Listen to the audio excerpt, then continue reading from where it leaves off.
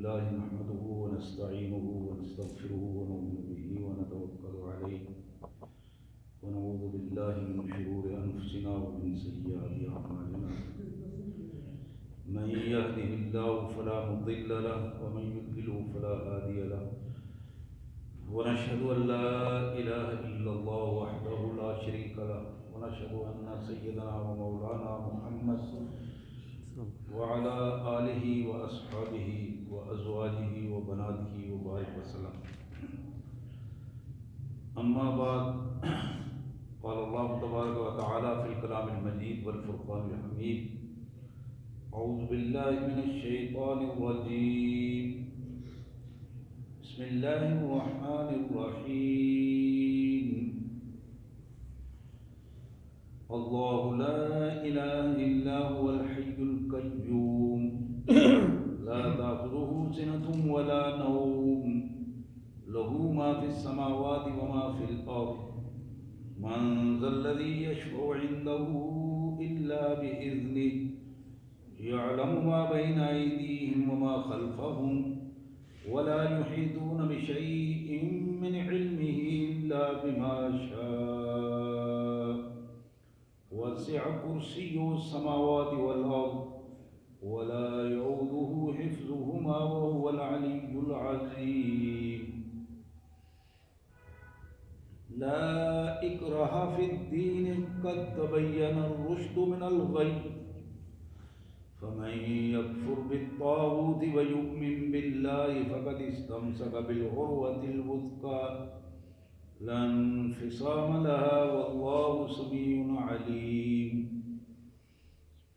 الله ولي الذين آمنوا يخرجهم من الظلمات إلى النور والذين كفروا أولياؤهم الطاغوت يخرجونهم من النور إلى الظلمات أولئك أصحاب النار هم فيها خالدون. آمنت بالله صدق الله العظيم. اللهم صل على محمد وعلى آل محمد وبارك وسلم. اللهم صل على جميع الأنبياء والمرسلين وعلى الملائكة المقربين وعلى سائر الصحابة والتابعين وعلى عباد الله الصالحين. اللہ کے پاک کلام قرآن مجید میں یہ تیسرا پارہ ہے، سورہ البقرہ ہے. سورہ البقرہ کی معروف آیہ مبارکہ آیت الکرسی اور پھر اس کے ساتھ ہی ملی ہوئی 2 آیات، ٹوٹل 3 آیات ہیں جو آج ہمارے جو خطبہ جمعہ کے موضوع میں زیر مطالعہ رہیں گی. سب سے پہلے ان مبارک آیات کا سادہ سا ترجمہ اور مفہوم، اور پھر انشاءاللہ اس کے پس منظر میں مختصر سی گفتگو. اللہ کے مبارک نام سے جو بڑا مہربان، بہت زیادہ رحم کرنے والا ہے.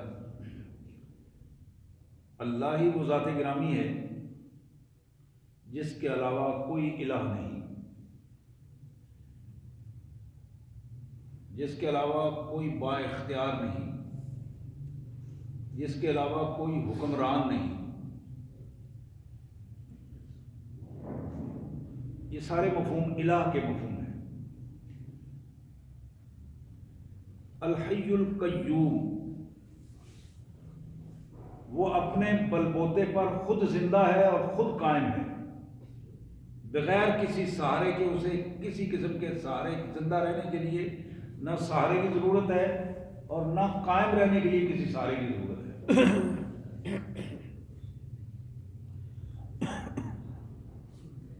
لا تأخذہ سنۃ ولا نوم، وہ مالک جس کو نہ اونگ آتی ہے نہ نیند آتی ہے، وہ ان دونوں چیزوں سے پاک ہے. لہو ما فی السماوات و ما فی الارض، اور حقیقت یہ ہے کہ زمین اور آسمانوں پہ مشتمل اس پوری کائنات میں جو کچھ بھی ہے وہ سارا کا سارا اسی کی ملکیت ہے. من ذا الذی یشفع عنده الا باذنہ، کس کی جرت ہے کہ وہ اللہ کے حضور شفاعت کرے، سفارش کرے اس کی اجازت کے بغیر؟ کسی میں یہ جرت نہیں ہے، کسی میں یہ ہمت نہیں ہے وہ کائنات کے مالک کے حضور اس کی اجازت کے بغیر سفارش کرے۔ یعلم ما بین ایدیہم وما خلفہم، کائنات کے لوگوں کے جو کچھ سامنے ہو رہا ہے اس کو بھی وہ جانتا ہے، اور جو ان کے سامنے نہیں ہے اس کو بھی وہ جانتا ہے۔ ولا یحیطون بشیء من علمہ الا بما شاء، کوئی قوت ایسی نہیں ہے جو اس کے علم کو گھیر سکے، احاطہ کر سکے اس کے علم کا، سوائے اس کے کہ جس کو وہ جتنا علم چاہے دے دے، لیکن کوئی ایسی قوت نہیں جو اس سے کوئی زبردستی کو چیز لے سکے۔ حقیقت یہ ہے کہ واسع کرسی السماوات والارض، آسمانوں پہ بھی زمین پہ بھی اسی کا اقتدار ہے، اسی کا اختیار ہے۔ ولا یعود حفظہما، اور وہ اپنے اقتدار اور اختیار میں پوری اپنی سلطنت جو زمین و آسمان پر مشتمل ہے کسی چیز سے بھی اکتاتا نہیں ہے، تھکتا نہیں ہے، وہ ان چیزوں سے پاک ہے۔ وَهُوَ الْعَلِيُّ الْعَظِيمُ، اور وہ بلند تر ہے، بڑی عظمت والا ہے۔ لا اکراہ فی الدین، دین اسلام میں کسی کو داخل کرنے کے لیے کسی قسم کا جبر جائز نہیں ہے۔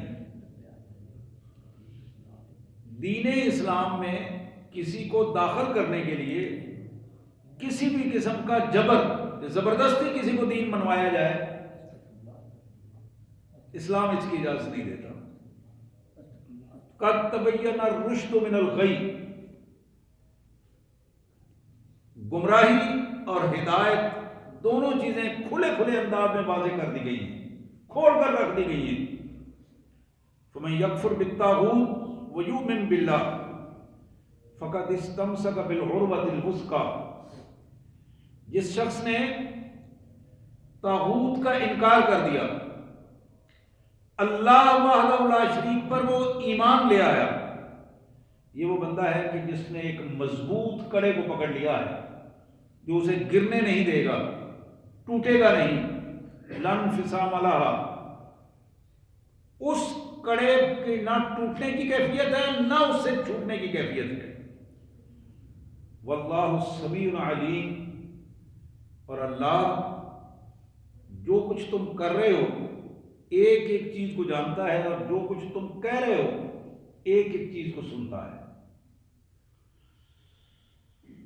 اللہ ولی الذین آمنوا یخرجہم من الظلمات الی النور، اللہ وحدہ لا شریک ایمان والوں کا سرپرست ہے، ولی ہے، نگران ہے، ایمان والوں پر مہربان ہے، وہ انہیں جہالت کے اندھیروں سے نکال کر اسلام کی روشنی کی طرف لے کے آتا ہے۔ اور کافر والذین کفروا اولیاؤہم الطاغوت، اور جو کافر ہیں ان کے سرپرست، ان کے دوست، ان کے دلی، ان کی دوستیاں، تعلق طاغوت کے ساتھ ہے۔ یخرجونہم من النور الی الظلمات، طاغوت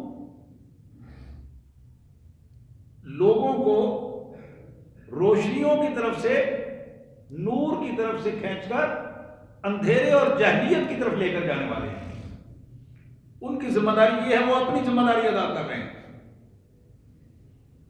اولئک اصحاب النار، یہی طاغوت ہیں اور ان کے ماننے والے ہیں جو آگ والے ہیں اور آگ میں ہی ہمیشہ رہیں گے۔ ہم فیہا خالدون، नस्तगफिरुल्लाह व नतूबु इलैह नशहदु अन ला इलाहा इल्लल्लाह वहदहु ला शरीका लह व नशहदु अन्न सय्यदना व मौलाना मुहम्मद अब्दुहु व रसूलुहु। आज की ये ज़ेर मुतालिया मुबारक आयात तीसरे पारे में सूरह अल बकरा की ये आयात हैं, आयतुल कुर्सी और उसके साथ उसके बाद वाली दो आयात।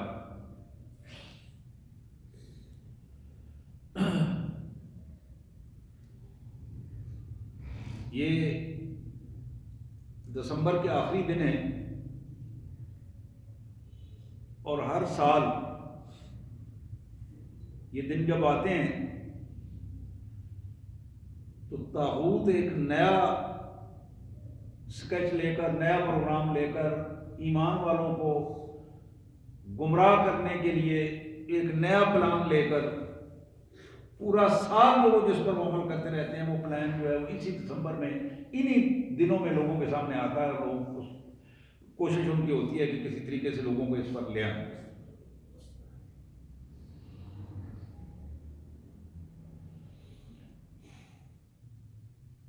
हमारे लिए चार बुनियादी चीज़ें जो हैं वो बड़ी अहम हैं इस दिसंबर के हवाले से, मैं जिन पर बात करना चाहूँगा।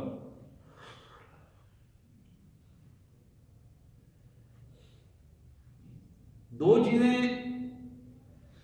एक तो 16 दिसंबर हमारे लिए बहुत ज़्यादा अहम इसलिए है कि अल्लाह ने ये जो इनाम हम पर किया था पाकिस्तान की सूरत में, एक नजरियाती ममलकत हमें दी थी, ये उसकी ख़ास मेहरबानी थी। बड़ी कुर्बानियों के बाद, यूं ही नहीं, बड़ी कुर्बानियों के बाद, जिसमें खून भी बहा, जिसमें इज्जतें भी ताराज हुई। और हकीकत यह है, नई नस्ल को इसका अंदाज़ा नहीं है, वरना जिन लोगों ने वो हालात देखे हैं जो उनसे गुजरे हैं, जिंदगी भर एक लम्हे के लिए भी उन हालात से बेखबर नहीं रहे। तो कायनात के मालिक का ये एहसान जो पाकिस्तान की सूरत में था, 16 दिसंबर की इस डेट को, इस तारीख को 1971 में शुरू होने वाला वो ड्रामा जो 72 में मुकम्मल हुआ, और पाकिस्तान का एक हिस्सा जो है जिसको हम मशरकी पाकिस्तान कहते थे, उसका नाम मशरकी पाकिस्तान की बजाय बांग्लादेश बन गया।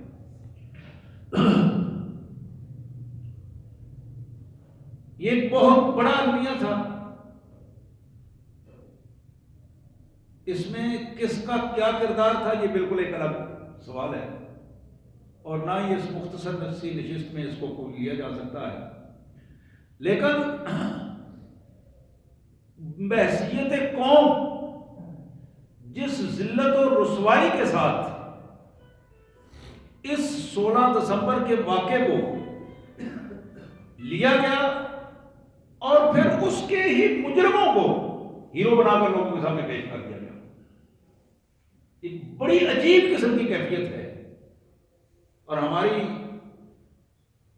एक पाकिस्तानी कौम में, और बिलुमूम मैं इसे उम्मत मुस्लिमा की भी आज के हालात के हवाले से कहूँगा, ये बड़ी अजीब किस्म की कैफियत है कि हमारे मोहसिन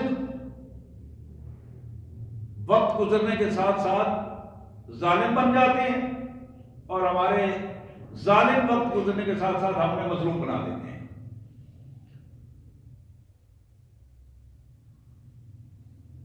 मशरकी पाकिस्तान हमारे कलमे की बुनियाद पर बनने वाली इस रियासत का एक खूबसूरत हिस्सा है, खूबसूरत हिस्सा। लेकिन हमारी बदतरीन क़यादत की बदतरीन पॉलिसियों ने अल्लाह की इस नेमत को हमसे छीन कर दूर फेंक दिया और दुश्मनों के हवाले कर दिया। नतीजा ये निकला कि आज वहां दीन का नाम लेने वाले लोग, اس تصور کو لوگوں کے سامنے، حقیقی تصور رکھنے والے لوگ کہ ہم پاکستانی ہیں، پاکستان اسلامی ریاست ہے، اللہ نے ہمیں لا الہ الا اللہ کی بنیاد پر پاکستان دیا تھا، تو لہذا ہم ہمیشہ پاکستان کی حمایت کرتے رہیں گے. اس بنیاد پر آج ایک دو نہیں سینکڑوں لوگ ایسے موجود ہیں 72 کے بعد جنہیں مسلسل پھانسی کے پھٹوں میں چڑھایا جا رہا ہے. آج بھی وہ سلسلہ اسی کیفیت میں جاری ہے. جرم کیا ہے؟ اشہد ان لا الہ الا اللہ وحدہ لا شریک لہ، توحید و رسالت کا نعرہ بلند کرنا ایک بہت بڑا جرم، اور اس کا پس منظر پاکستان کی مسلمان یا اسلامی ریاست ہے جس کے پس منظر میں یہ سب کچھ ہوا. ایک پہلو تو میرے پیارے بھائیوں یہ ہے جس کی میں بات کر رہا تھا 16 دسمبر کے حوالے سے، اور آنے والے دنوں میں ہر سال، جس طرح میں کہہ رہا تھا، ہر سال اس کی ایک نئی ترویج کی جاتی ہے، ایک نئی ترتیب بنائی جاتی ہے، اور اس نئی ترتیب کی وجہ سے جو اصل اس کا مقصد ہے اس کو بھول جاتے ہیں. سکوت ڈھاکہ جو ہمیں بتانا تھا اپنے اولاد کو، اپنی نسلوں کو بتانا تھا کہ سکوت ڈھاکہ کیوں ہوا، اس لفظ کو ہماری ہسٹری سے آہستہ آہستہ نکال دیا گیا. پاکستان کو پاکستان کے بنیادی مقصد وجود سے اس کا ختم کر دیا گیا ہے کہ پاکستان ایک نظریاتی اسٹیٹ ہے. اس لفظ کو ختم کر دیا گیا. ایک ہے بد کرداریاں اپنی جگہ پر تھیں، وہ اپنی جگہ پر رہیں اور چل رہی ہیں، لیکن ان بد کرداریوں کے ساتھ جو بنیادی نظریاتی خلا تھا، اس خلا نے ہمیں ذلت اور رسوائی تک پہنچا دیا ہے. تو میرے پیارے بھائیوں، دوسرا مرحلہ جس نے اس دسمبر کے ان دنوں میں امت مسلمہ کے حوالے سے بالخصوص اور بالعموم ہمارے پاکستان کی سرزمین کے حوالے سے چھوٹے چھوٹے واقعات، دو واقعات ہوئے مختلف ڈیٹوں میں، مختلف تناظر میں. ایک واقعہ ہوا، امریکہ نے ڈرون کے ذریعے ایک مدرسے پہ قرآن شریف پڑھتے ہوئے بچوں پر ڈرون چلا کیا، اور اس میں 100 کے قریب بچے جو ہیں، چھوٹے چھوٹے بچے جو ہیں، وہ شہید ہوئے. عملاً وہ قرآن شریف پڑھ رہے تھے. رمضان شریف میں اس واقعہ ہوا. کسی کی یہ جرت نہیں ہوئی کہ اس واقعے کی مذمت کرے یا ان بچوں کو کی میتوں کو ٹکڑے اکٹھے کر کے ان کی تدفین کا بندوبست کرے. اور یہ تاریخی حقیقت ہے. تعصبات اپنی جگہ پہ، اختلافات اپنی جگہ پہ، رکھیں ان کو اپنی جگہ پہ، لیکن یہ تاریخی حقیقت ہے. ایک بندہ تھا اس وقت، ایک بندہ وہ گیا، اس نے جا کے توڑوں میں، یہ توڑے جو ہوتے توڑوں میں، خالی توڑوں میں بچوں کی لاشوں کے ٹکڑے اکٹھے کیے، اور پھر ان کو مختلف چارپائیوں پہ ڈالا، اور پھر ان کا جنازہ وہاں پڑا، وہاں کے لوگوں کو اکٹھا کیا، جنازہ پڑا، اور پھر ان بچوں کی تدفین ہوئی. یہ 100 سے زیادہ کے قریب بچے تھے.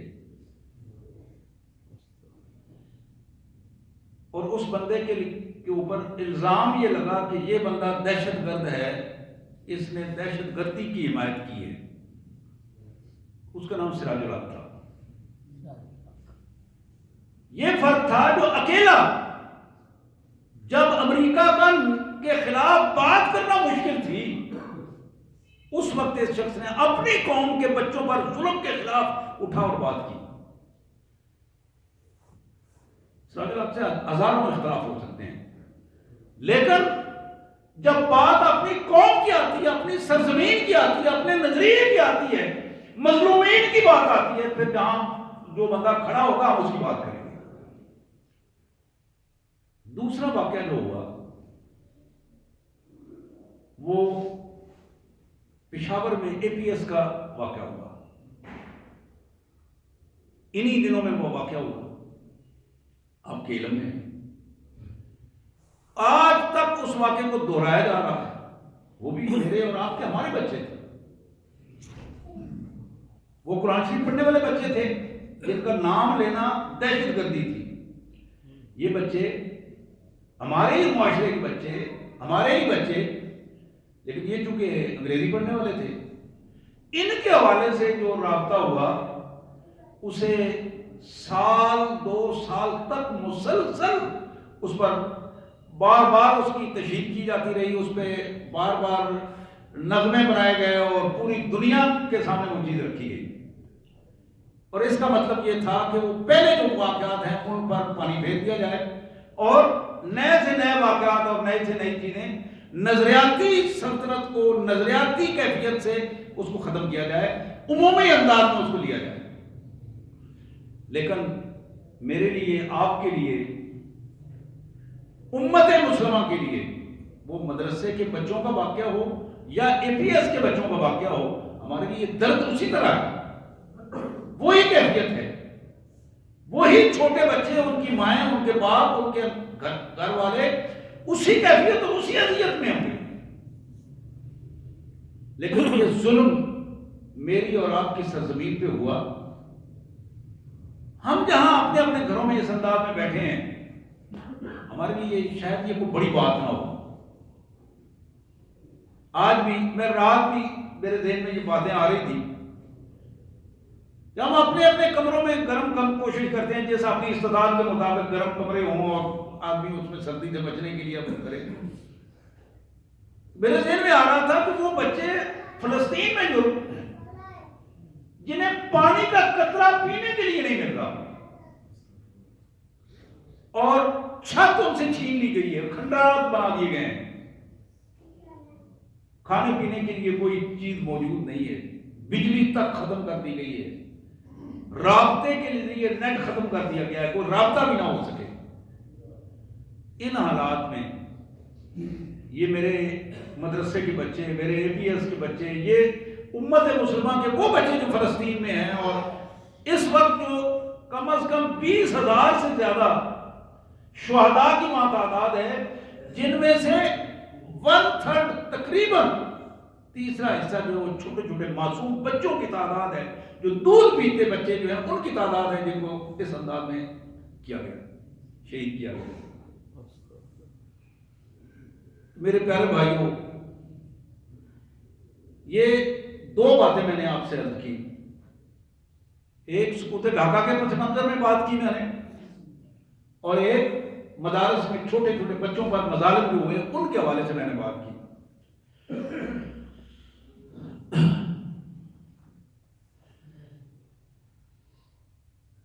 یہی دن ہے جس میں بانی پاکستان کے حوالے سے ان کا دن بھی منایا جاتا ہے، یوم پیدائش ان کی، اور یہ بھی ان کے حوالے سے ہم پر قرض ہے کہ ہم اپنے پاکستان کے بانی قائد اعظم محمد علی جناح کو یاد رکھیں اور ان کے لیے اپنی دعاؤں میں یاد رکھیں۔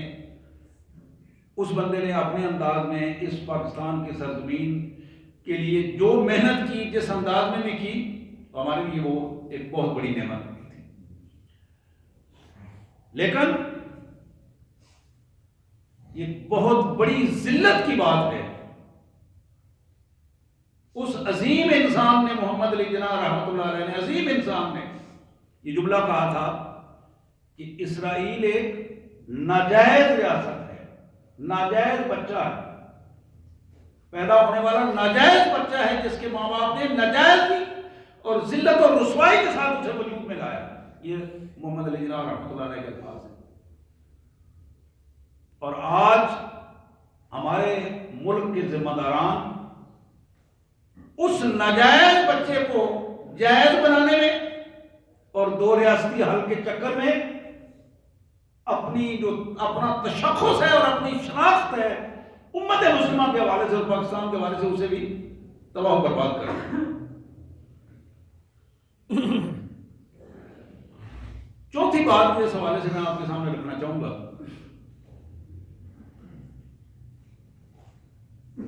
وہ ہمارے عیسائی بھائی جو ہیں،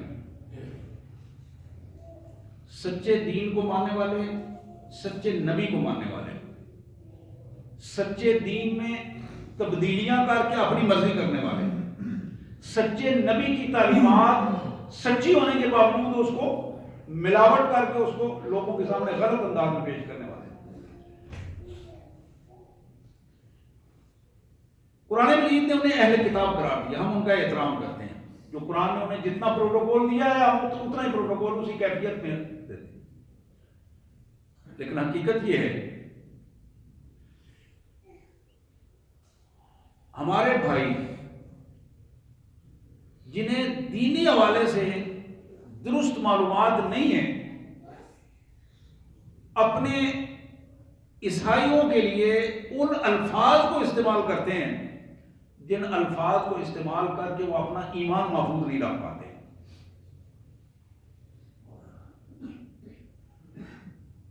یہ جو کرسمس کا دن ہے، اس دن کی دوسرے کو مبارکباد دینا، عیسائیوں کو بالخصوص مبارکباد دیتے ہیں، اور بعض تو اس حد تک ہیں جو مٹھائی بھی ان کو جا کے کھلاتے ہیں، ان دنوں میں تحفے تحائف بھی دینا ہوتا ہے۔ اس کا بنیادی مقصد کیا ہے؟ اس دن کا، جس کو وہ بڑا دن کہتے ہیں، مبارکباد اس بات کی دی جاتی ہے نعوذ باللہ اللہ نے اس دن اپنا بیٹا جانا ہے، نعوذ باللہ، نستغفر اللہ ونتوب الیہ۔ یہ جو میں بات کر رہا تھا، سب سے پہلے آغاز کیا آیت الکرسی کے حوالے سے، تو وہ یہی مفہوم تھا۔ اب ایک مسلمان جو یہ کہتا ہے اشہد ان لا الہ الا اللہ وحدہ لا شریک لہ، وہ اس کیفیت میں اپنے ذاتی تعلقات اور ذاتیاتی روابط کو بڑھانے کے لیے کسی کو اس طرح مشرکانہ رویوں کے ساتھ مبارک دیتا ہے، تو یہ اس کی ذلت و رسوائی کا بدترین نمونہ ہے۔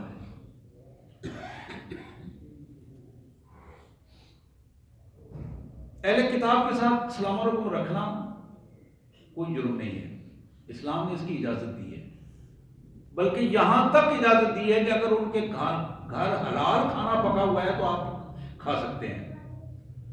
اس حد تک اجازت دی ہے کہ اگر آپ کی ضرورت ہے، حالات سازگار ہیں، آپ کو نکاح کی ضرورت ہے، تو آپ اہل کتاب کی خواتین سے نکاح بھی کر سکتے ہیں، لیکن مسلمانوں کی کسی خاتون کا نکاح غیر مسلم سے نہیں ہو سکتا۔ اہل کتاب یہودی اور عیسائی خواتین کا نکاح مسلمانوں سے ہو سکتا ہے، قرآن مجید نے اس کا ہمیں حکم دیا ہے، اجازت دی ہے۔ تو یہ ایک بڑا اہم پہلو میں اس حوالے سے عرض کروں گا۔ ہم اس بات کو بالکل لائٹ لیتے ہیں، معمولی بات سمجھتے ہیں کہ اس میں کیا بات ہے۔ بعض چیزیں ایسی ہیں کہ جو چھوٹے چھوٹے معاملات ہمارے دین اور ایمان کی بنیادوں کو خراب کر دیتے ہیں، اس حوالے سے کہ جہاں ہمارا نظریہ تباہ ہو رہا ہو، جہاں ہمارا نظریہ تباہ ہو رہا ہو، جہاں ہمارا ایمان ختم ہو رہا ہو، جہاں ہمارا اللہ سے تعلق جو ہے وہ نعوذ باللہ مشرکانہ تعلق بن رہا ہو، تو وہاں ہمیں کھل کر اس بات کا اظہار کرنا ہے، اشہد ان لا الہ الا اللہ وحدہ لا شریک لہ واشہد ان محمدا عبدہ ورسولہ۔ احترام ہم کریں گے دوسرے کا، لیکن ہم اپنے نظریات کو بیچ کر ان کا احترام نہیں کریں گے۔